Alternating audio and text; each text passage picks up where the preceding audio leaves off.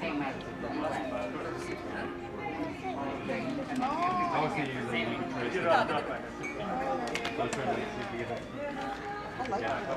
Sorry.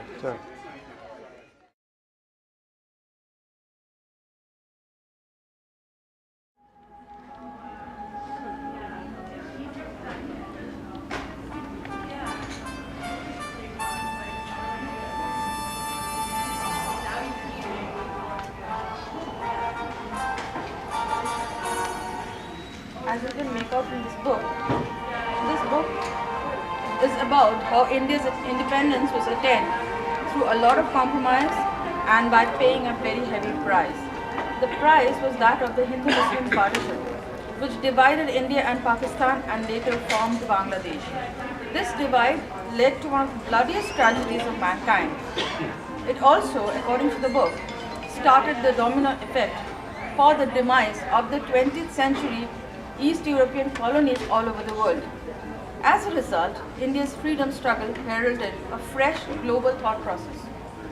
This partition, according to the book, also sowed the seed, this is very important, seed of a slow and steady supremacist version of Islam, which later proliferated into the suicide-based Taliban and Al-Qaeda's armed Islamic fundamentalists who are challenging the very concept of mankind's peaceful existence even today.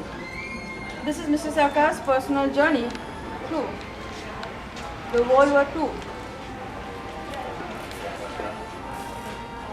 and India's freedom struggle.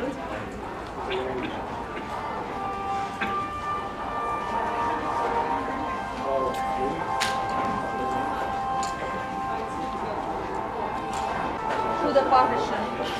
Some of the gruesome pictures of the partition, I'm sure, are going to shock the world, but this is just one. So this is one of the bloodiest tragedies of mankind, the partition, which left behind millions and millions of people dead and homeless, like this. And then we have the formation of Bangladesh, with millions and millions of people coming from Bangladesh to take refuge in India. And finally, the Naxalite movement. He had been a witness to all of these during his stay in India.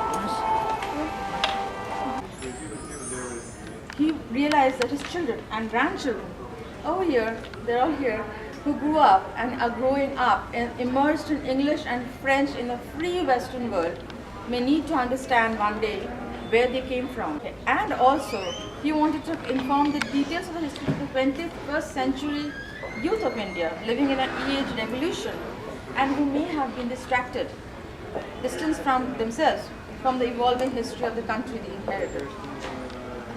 Thirdly, and lastly, for the foreign readers who might be interested to know about the intricate personal details of historically enriched foreign cultures, particularly of Bengal, this book was published from USA by Xlibris and edited and designed by FinalDraft Editing and Publishing Company Services.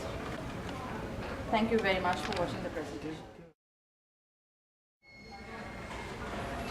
I've been privileged to know about the story and the content, not the story, of his manuscript about 18 months ago when he was just finishing it, starting in 2005. The story in this book, according to this is the first time I'm having this book in my hand, and a quick glance on the preface, I came to know that it's his story between 1946 and 1971. And the name of the book suggests a lot of things, depends how you look at it. Those who lived in Bengal at that time, in Calcutta especially, would remember the agony of the people of various types, communal riots, famine, end of war, then the refugee problems, all those things. Prasanta and myself, we have experienced it in it. The word shackles is a controversial word, and probably Prasanta, through this book, wanted to generate controversy purpose of this book, if I'm right, is to generate controversy so that we can discuss what happened. How one person can collect so many experiences in life in different parts of the world with the same source of disagreement, dissatisfaction, which had its seat in Bengal at that time, if I'm correct. I think that is the story. So thank you, Prasanta, for presenting us this, and I'm sure it will be a fabulous reading. I only hope that you all get the chance of going through it, and one day, not in too distant a future, we'll have an opportunity to have a gathering somewhere, not only Bengalis but various communities, to discuss the controversies we have in this. Thank you very much again, and thank you.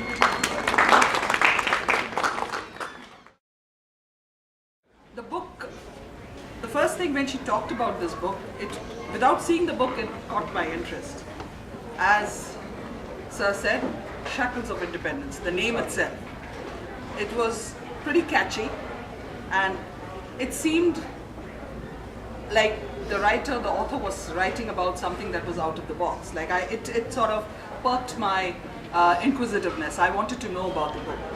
And then when I saw the book, this cover, it's a wonderful cover. The name itself, the title itself, Shackles of Independence, it doesn't predominantly have to, for me, I am an Indian by origin, but around 12, 13 years been in this country, so I'm trying to integrate into this country now. And but roots are there in India, in Bengal especially, being a Bengali. And my husband is a Punjabi, so you know that both the cities, towns are covered here. So it really was interesting for me to go through this book. It's sort of, I could connect to stories that I've heard from my parents or my grandparents more. Like mostly it was my grandparents, even because even my parents were young when all this thing happened, all the independence thing happened, and I was able to connect. Then it was pretty nostalgic for me to go through these pages because, you know, like I felt like I was walking the streets of Ichhapur. I felt like I was in Krishnanagar. So, you know, like I was able to connect. So it was a plus point for me. It doesn't have to be that India is still in the shackles after post-independence. It could be the shackles of everybody's minds. It could be shackles of people in South Africa, how they felt during the apartheid moment. So it has a vast meaning, and I'm sure like what you felt, we cannot even experience, like we cannot even think of experiencing it. And that was the best part of this book. I haven't finished it as yet, so I'm looking forward to. But the only thing I would request Mr. Sarkar is don't stop writing. Keep writing. Your journey is still on. Think of how big and strong India would have been if it was still the united India. How strong maybe the part of Pakistan would have been today, or how strong Bangladesh would have been economically. So all I feel is this book is an eye-opener for quite a few people, including me. And I am going to be finishing it. And Mr. Sarkar, please do keep writing more and, you know, enlightening us with more events, more what you experience, and all the best to you. Thank you very much. I think what caught my eye was a couple of references, one to Krishnanagar, two to Lord Chaitanya, and then Bengal and Calcutta. All of these words, all of these references have a special meaning for me. Going back to history, my earliest recollection of any kind of conflict was during the 1971 war, and I remember all the blackouts, and I remember the rioting and things like that. I have a son. We moved here a while ago, and my son has never really lived in India. And so for me, I mean, every time if I could tell him a story, I think it made more of a difference because it's a first-hand story. But my story only goes back so much, and I only have some references from my grandparents. So reading this book, just the beginning of it made me realize, okay, here is a resource which would, I think, be wonderful, not just for me, but for my son as well. Because a couple of months ago, he was actually working on a political science project, and he was asked to write about the politics of a particular, anywhere in the world he wanted to pick. And it just so happened that he picked Bengal. So at that point of time, we did a lot of research, went back. I wish I had this book then, because I'm sure it would have filled up a little bit more of the information gaps that he has. Because as much as we can gather from internet, there is nothing like a first-hand story. Books such as these can keep us all informed. Books such as this can open our mind up to things that have happened, and maybe learn a lesson or two along the way, so that in future maybe we can preempt some of the stuff that might happen. I don't know.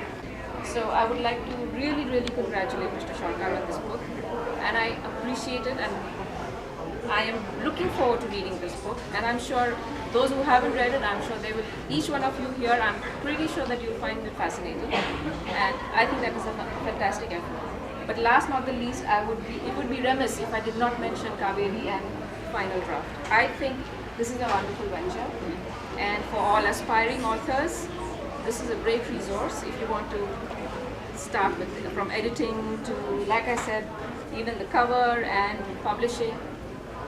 I think that's a great effort, and congratulations. Congratulations to you, and congratulations to Kaveri, and thank you very, very much, because it's my real privilege to have met you today.